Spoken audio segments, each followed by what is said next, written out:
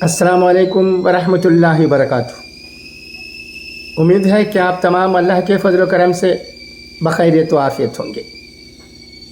ये एक बहुत ही अच्छा नुस्खा मुनाफिरत ख़त्म करने का मिला है, इसे मैं आपके दरमियान शेयर करना चाहता हूँ। नायब अमीरुल हिंद हज़रत मौलाना मुफ्ती मोहम्मद सलमान मंसूरपुरी दामत बरकातुहुम फरमाते हैं, मुनाफिरत ख़त्म करने का तरीक़ा। लोहे को काटने के लिए लोहे ही का इस्तेमाल किया जाता है। अगर लोहा काटने के लिए लकड़ी का इस्तेमाल किया जाए तो लकड़ी ख़ुद तो कट सकती है, लेकिन लोहे पर कोई असर नहीं पड़ सकता।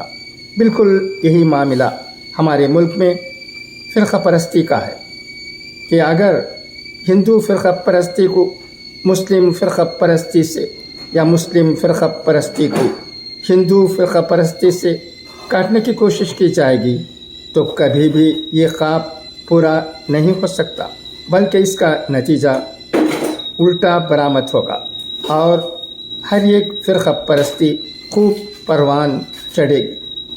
इसका तजुर्बा आज़ादी से पहले भी किया गया है और आज़ादी के बाद भी बार बार ये बात सामने आई है कि हत्ता कि मौजूदा फ़िरक़ा वाराना मुनाफिरत की बुनियादी वजह यही गलत लाइहा अमल है।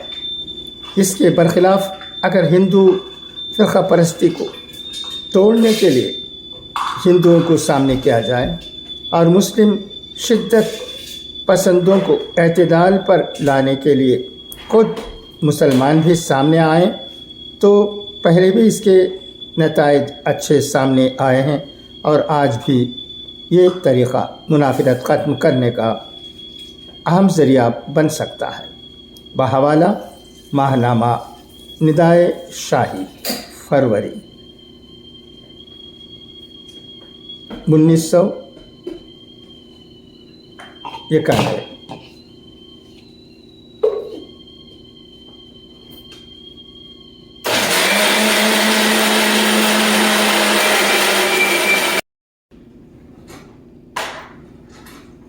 नायब अमीरुल हिंद मौलाना मुफ्ती मोहम्मद सलमान मंसूरपुरी दामत बरकातुहुम ने जो नुस्खा मुनाफिरत ख़त्म करने के लिए कहा है उस पर अल्लाह करे कि हम तमाम अमल करें।